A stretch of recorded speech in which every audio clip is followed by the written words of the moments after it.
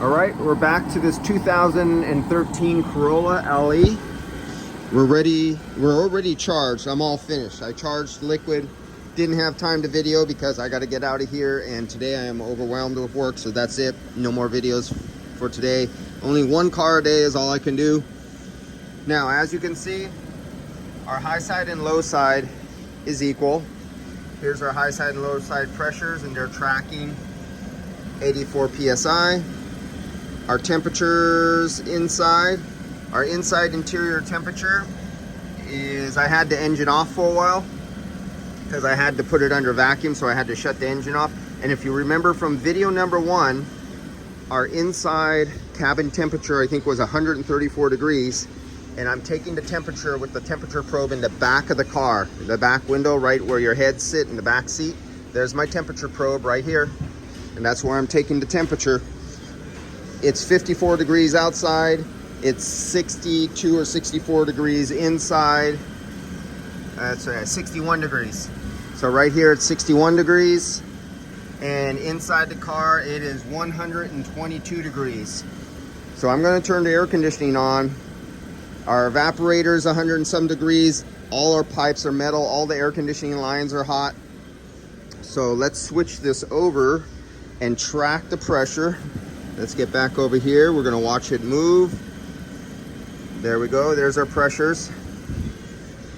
And out the dash, it's coming out way over 140 degrees, because how do I know? When I set my pressure temperature, it went out of limit. And after 140, it goes out of limit.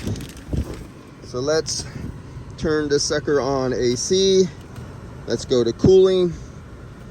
And let's recycle this 120 some degree air that we have in here. Let's watch it move. So we're gonna see that go down. We're definitely gonna see that go down. So it's 120 degrees in the car.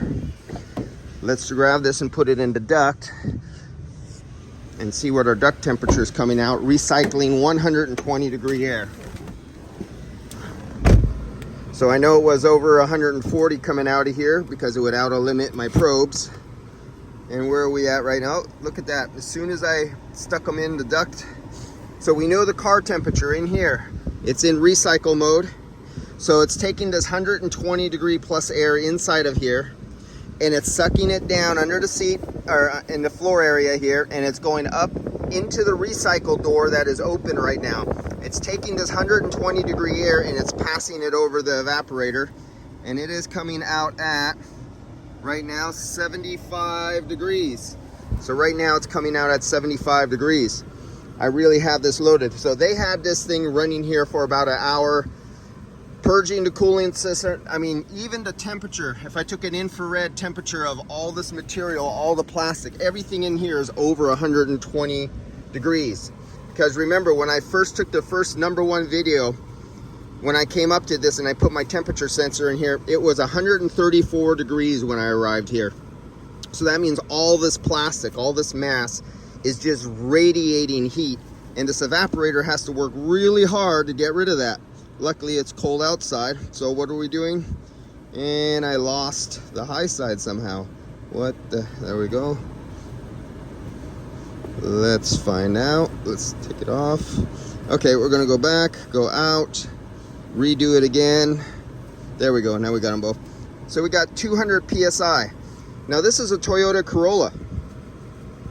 And you've seen me do many vehicles, and especially a Toyota Corolla, at 61 degrees outside, 62 degrees, we would be somewhere around 90 PSI, 110 PSI on this particular year, make, model vehicle.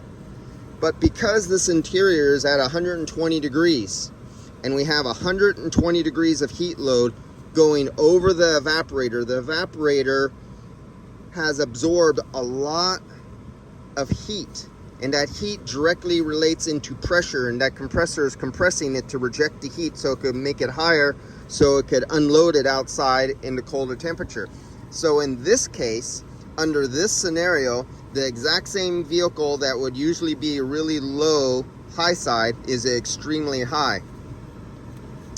All right guys, I'll see you later. That's about it. I just wanted to show you a extreme scenario where you bring the cabin temperature up really high in a vehicle where when you lay your arm, this is all over 100 degrees. All this cabin, all this plastic, everything in here is over 100 degrees. So as this cool air is being shot out and it's going to the back of the vehicle, it's picking up heat off of all the plastic and metal and the glass inside this car. It's absorbing heat in this air, and then the air travels back heavily loaded with heat, and that accounts for the high side pressure. Now, as this continues running, the heat will be absorbed from all the material inside the car, and it'll drop the temperature of the inside of the car, but it cannot drop the inside temperature of the air in the car until it has completely absorbed all the heat and just sucked it out of all the material, every plastic, all the glass. The heat has to be given up first before the temperature will drop. Until then, the temperature will stay higher. Did we just lose that? No, we still got it. And we're down to 53 right now out the dash. And we know this vehicle hovers somewhere around 39 degrees when we bring the temperature normally down in the car, and you see me do videos on the exact same car and it's not up to temperature inside the car. So that'll take time. So I'm just showing for you, those of you who've been following my videos, if you notice, this is the same car that would have a high pressure just around 100 PSI, and 39 degrees. But because this was running for over an hour, keeping the interior temperature of this car over 134 degrees, all the plastic and glass is hot, and it takes a long time to bring down that temperature. Still up there at 190. All right, guys, I'll see you later. Next one.